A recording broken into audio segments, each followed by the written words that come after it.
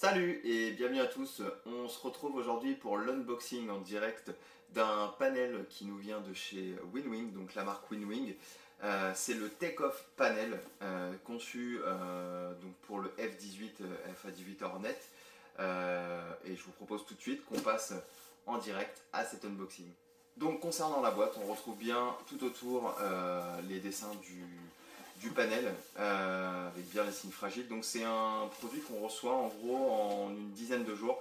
Alors attention, je tiens à préciser qu'il y a toujours les frais de douane, donc de la TVA et plus des frais qui s'allient sur l'expéditeur. Donc vraiment à prendre compte quand vous achetez ce type de produit. Voilà.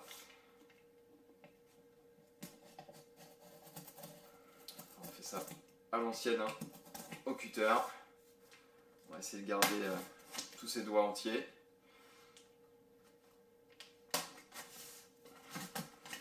Donc c'est un panel qui coûte dans les 250 €, je crois, quelque chose comme ça. C'est pas excessif par rapport du coup à moi ce que j'ai pu en lire des avis. Alors c'est pour cela que je fais vraiment un tuto, parce que j'ai moi-même eu du mal à me renseigner avant de l'acheter, savoir ce que les gens en pensaient. C'était souvent sur des unboxings qui étaient en anglais ou autre, et du coup on a du mal à s'y repérer, surtout que c'est pas forcément traduit dans toutes les langues. Hop. Donc du coup on a le carton avec un surcarton. Hop. Si le tire. Voilà. Totalement, il est à l'envers. Hop. Du coup, voici comment ça se présente. On a directement accès au panel. Donc, voici le panel, le take-off panel de Winwing. Hop. Donc, dedans, qu'est-ce qu'on retrouve? Alors, on retrouve des pads qui sont autocollants. Je pense que c'est au cas où on veut le poser sur un bureau pour éviter que ça glisse de trop. On retrouve donc le site internet.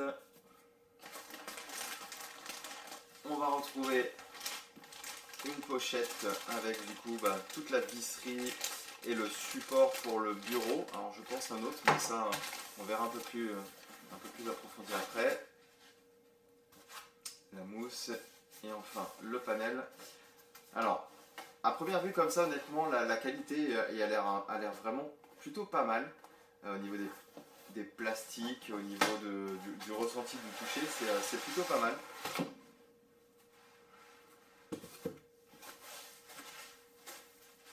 Je sais pas comment il s'enlève. Ah, on doit carrément le tirer, je pense. En tout cas, c'est plutôt bien emballé, ça risquait pas grand chose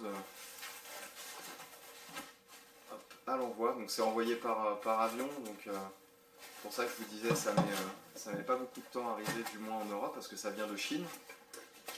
J'avais cette inquiétude de me dire ça va prendre le bateau, ça va arriver en un mois ou en 2 mois, ça se trouve il y aura déjà un autre avion après le 18 qui sera commercialisé dans les panels, mais non, honnêtement ça arrive très vite et ils sont assez réactifs. Et voilà le panel. Donc voici le panel. On retrouve dessus vraiment ce qu'il faut au décollage, plutôt atterrissage sur le FA18. Du coup le train d'atterrissage, voilà, avec du coup le bien rentré, dont le ressenti est plutôt pas mal. Ça fait un peu plastique uniquement sur le bout de levier, mais ça fait très bien le job. Du coup on va retrouver la launch bar, voilà, la barre qui est devant l'avion, qui va servir à catapulter l'appareil. On va retrouver les flaps, donc vraiment avec les 3 positions, le auto, le half et le full. On va retrouver du coup l'anti-squid directement activé en on-off. Les landing lights, idem en on et en off. On va retrouver le hook bypass directement ici. Ensuite, on a le panel light ici, donc le panel light. On va retrouver les wingfold, donc clairement c'est pour replier les ailes. Voilà, hop, il suffit de le tourner directement et du coup on peut l'appuyer. Idem, donc comme de le vrai, et du coup c'est push pour relock directement. On a ensuite ici